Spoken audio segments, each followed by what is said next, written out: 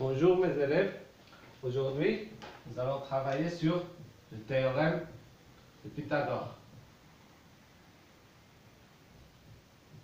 Théorème de Pythagore.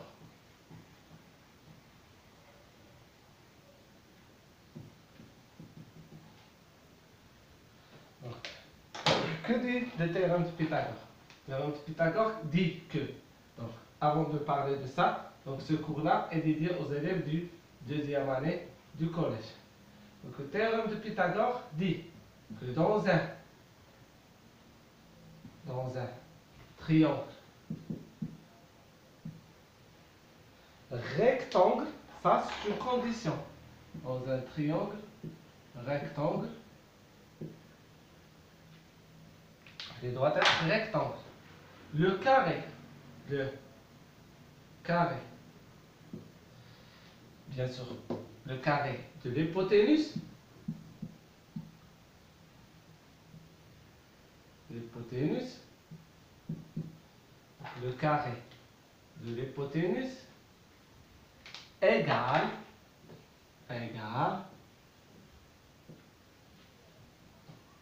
au carré, bien désolé, égale à la somme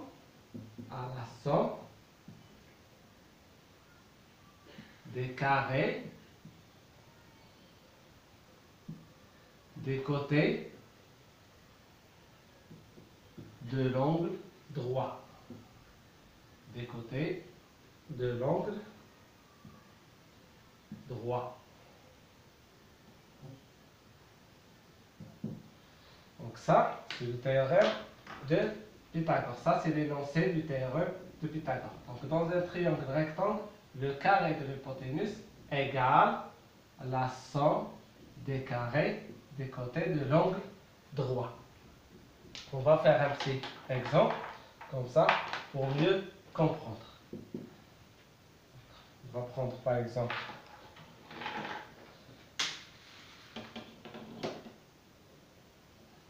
un triangle ici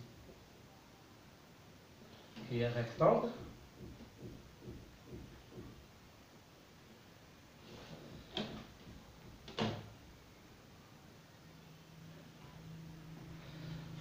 Ici, on remarque bien que ce triangle-là est rectangle à ce point. Donc, on va l'appeler par exemple, on ne va pas faire comme toujours ABC, on va prendre par exemple EFG. Donc ce triangle-là est un triangle rectangle au point F. Donc l'hypoténuse de ce triangle, c'est bien sûr le côté opposé à l'angle droit. Donc ça, c'est l'hypoténuse.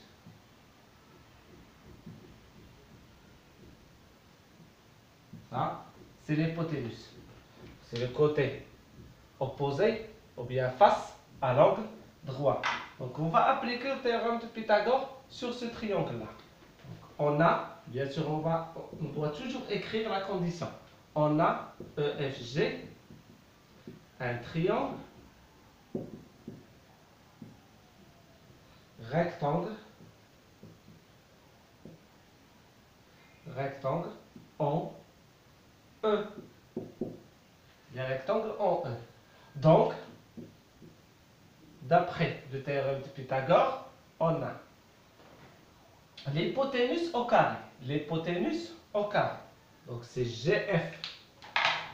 C'est GF au carré égale à EG au carré, premier côté, égale à la somme des côtés, la somme des carrés des côtés de l'angle droit. Ça, c'est le carré du premier côté de l'angle droit.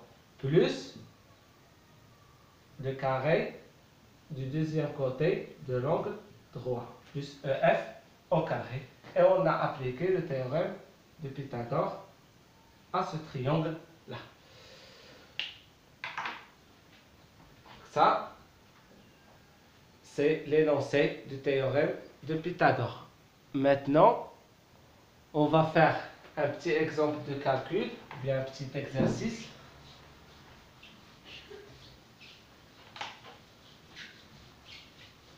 Un petit exercice d'application. Donc,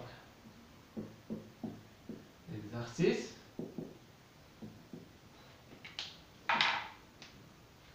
Donc, soit, par exemple, E, F, C, un triangle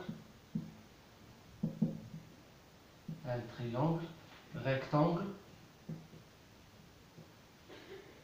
en F.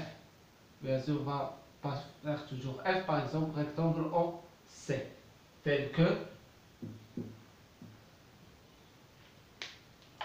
on a les données ici, que les rectangles. Donc on a E, C égale, par exemple, à 3 cm. Bien sûr, on ne va pas faire l'unité, on va le laisser inconnu. Donc EC égale à 3 et FC égale à 4. La question c'est de calculer, bien sûr, EF. Donc calculer EF. Donc on a, d'après les données, EFC, un triangle rectangle en C. On va faire un petit schéma ici à côté pour nous aider. Donc c'est un schéma approximatif, pas un schéma exact. Donc on va faire comme ça. Donc EFC et les rectangles en C. Donc on a FC 4, EC 3 et on doit calculer EF. Donc vous remarquez bien ici que l'hypoténuse c'est EF. On va commencer toujours par les conditions. Ici, solution. On commence toujours par la condition. Donc on a EFC, un triangle rectangle en C. Donc, d'après le théorème de Pythagore, on a l'hypoténuse, c'est EF, l'hypoténuse au carré, FE au carré, égale. Premier côté au carré, plus deuxième côté de l'angle droit au carré, plus CE au carré. Donc on va faire une application numérique. Donc FE au carré, on n'a pas FE, donc on va laisser FE au carré, égale CF au carré, donc c'est 4 au carré, plus CE, c'est 3, donc CE3 au carré. Ici, il faut faire attention, on va calculer chaque puissance toute seule parce qu'on a l'addition. Donc FE au carré égale 16, 4 fois 4 c'est 16, plus 3 fois 3 c'est 9. Donc FE au carré égale à 25. FE au carré égale à 25, donc FE égale à 5 au carré. Ou FE égale à moins 5 au carré, parce que moins 5 au carré aussi égale à 25. Mais ce nombre-là, elle est négatif. Et on a ici une distance. Donc les distances sont toujours des nombres positifs. Donc cela est faux. On va travailler avec celui-là. Donc FE au carré. Désolé, ici on a aussi au carré. Ici c'est juste. Mais si on calcule FE moins 5, donc c'est faux. Ici, on a FE égale à 5. On ne va pas prendre le résultat négatif parce qu'on travaille sur des distances ou bien des longueurs et ce sont des nombres toujours positifs. Donc, je laisse un petit moment avec cet exemple-là et on va continuer un autre exemple.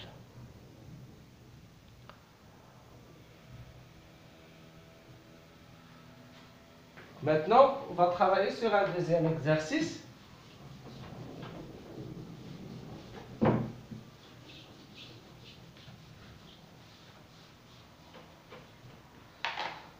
Soit M, N, P, un triangle, un triangle rectangle en, en P, tel que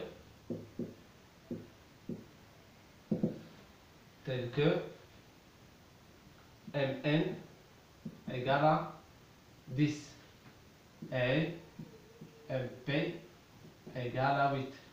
Donc la question c'est de calculer NP. Donc ici, pour calculer NP, on va suivre la même méthode.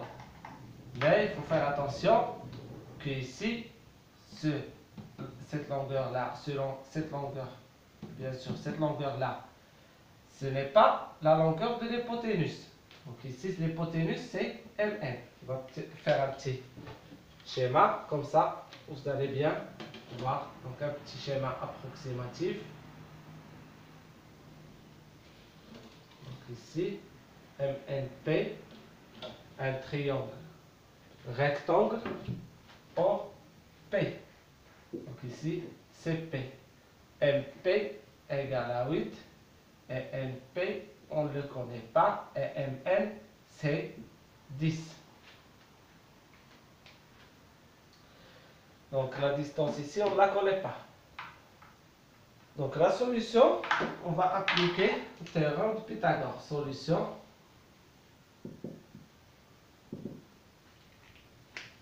On va commencer toujours par la condition. Dans un, on a le triangle MNP et rectangle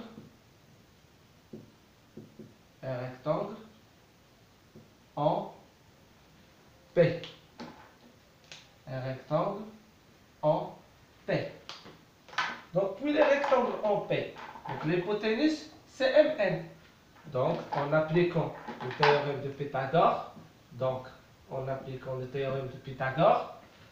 MN au carré, c'est l'hypoténuse au carré, égale à MP au carré plus NP au carré.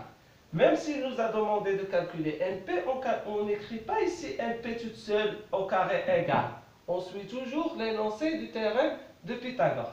Donc, le théorème de Pythagore dit que l'hypoténuse au carré égale à la somme des carrés des côtés de l'angle droit. Donc, on va faire une application numérique. Donc, MN au carré, c'est 10 au carré, égale MP au carré, c'est 8 au carré, plus NP au carré. Donc ici, 10 fois 10, c'est 100. 8 fois 8, c'est 64, plus NP au carré. Donc 100 moins 64 est égal à NP au carré. Donc 100 moins 64, c'est 36, égal à NP au carré.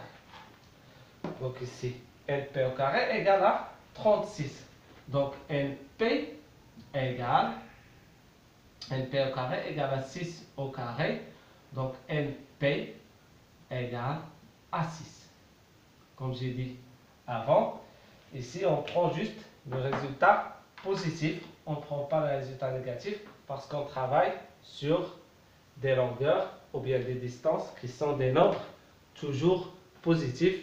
Je vous laisse un petit moment de voir cet exercice. Et maintenant, je vous laisse. J'espère que vous avez bien compris. Et à la séance prochaine, on va travailler sur le cosinus d'un angle aigu.